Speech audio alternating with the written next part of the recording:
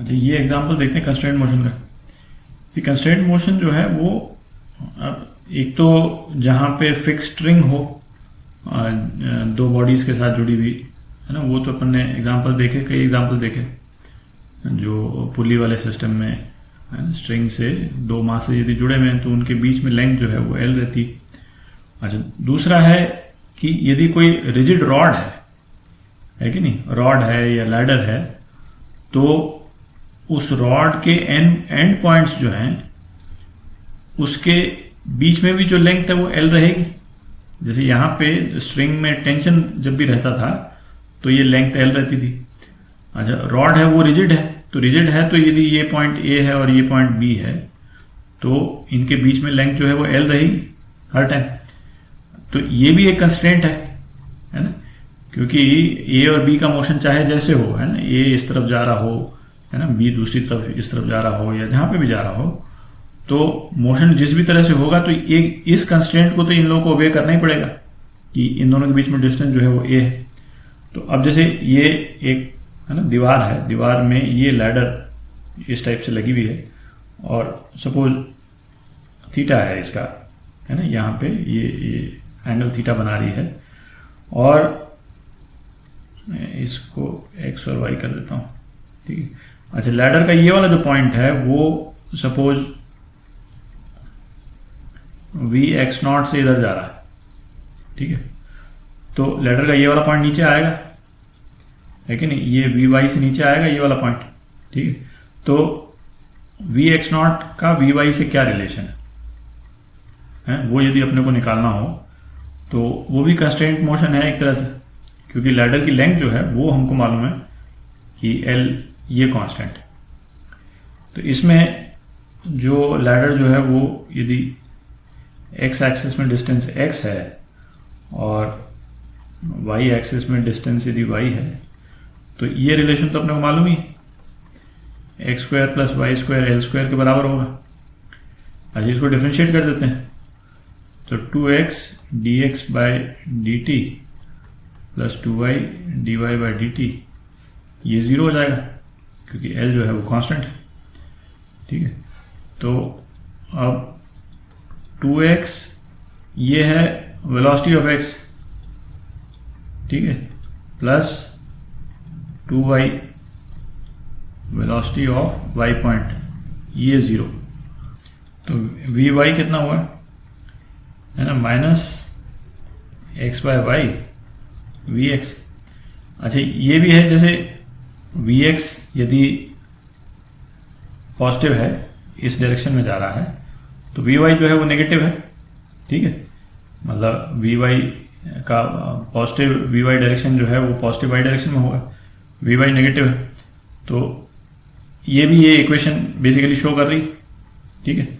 तो और Y by x कितना है, tan theta, x by y cot theta, तो कितना हो गया, वी वाई जो है minus cot theta into v x, and ये वी एक्स नॉट लिख देते हैं क्योंकि इस टाइम पे एंगल थीटा है, ठीक है। तो ये आपका रिलेशन है, ठीक है। वी वाई का डायरेक्शन जो है वो यदि वी एक्स नॉट पॉजिटिव है तो वी वाई नॉट नेगेटिव हो जाएगा, ठीक है। ये वाला एग्जांपल देखते हैं।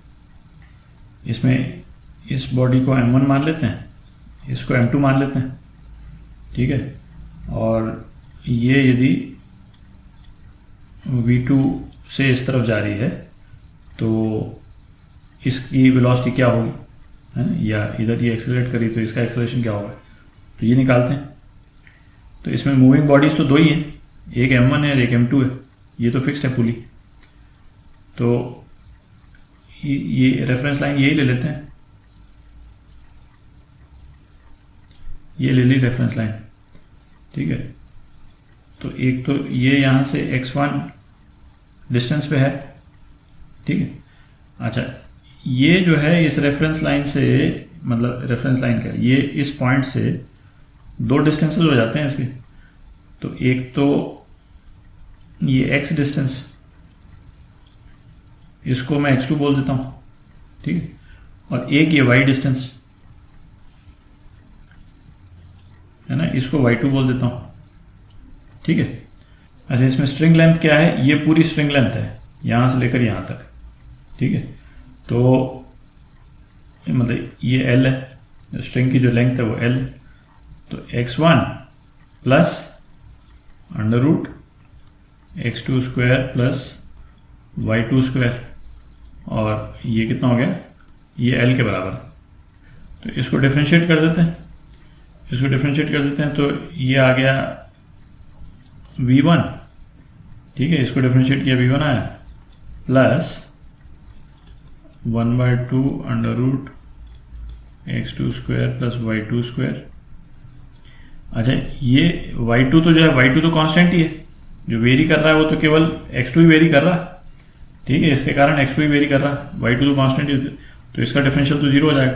तो ये 2x2 v2 ये 0 हो गया। अच्छा, तो इसमें ये चीज़ देखें, जैसे अपन ने लैडर वाले केस में भी देखा था कि v1 और v2 के बीच में जो कोरिलेशन है वो x2 पे भी डिपेंड करता है कि नहीं। ये v1 और v2 के बीच में same relation through out the motion नहीं रहेगा। जैसे जैसे x2 चेंज करता जाएगा, v1 और v2 के बीच में रिलेशन भी चेंज करता जाएगा, ठीक है। तो अब इसको ये x2 बाय x2, ये जो अंडर रूट है, ये तो यही लेंथ है बेसिकली, है कि नहीं। तो इसको यदि मैं लिख लूँ तो x2 by l v2 is equal to 0, ठीक है। तो ये कितना हो गया? यदि इसको मैं अल्फा मान लूँ तो x2 बाय एल जो है वो क्या हो गया? कॉस अल्फा हो गया है। तो v1 plus cos alpha v2 is equal to 0, ठीक। तो v1 जो है वो हो गया माइनस कॉस अल्फा v2, ये आपका रिलेशन हो गया। अच्छा, ये माइनस का क्या इंटरप्रिटेशन है? माइनस का बेसिकली ये है कि ये जो, यदि v2 मतलब यदि x2 बढ़ता है तो x1 कम होगा, ठीक है। क्योंकि ये तो v1 जो था वो dx1 बाई dt था और v2 जो था वो dx2 बाई dt था, ठीक है। तो dx2 बाई dt जब पॉजिटिव होगा तो dx1 बाई dt जो है वो घटेगा, है ना। इसी कारण आ रहा है माइनस, ठीक है।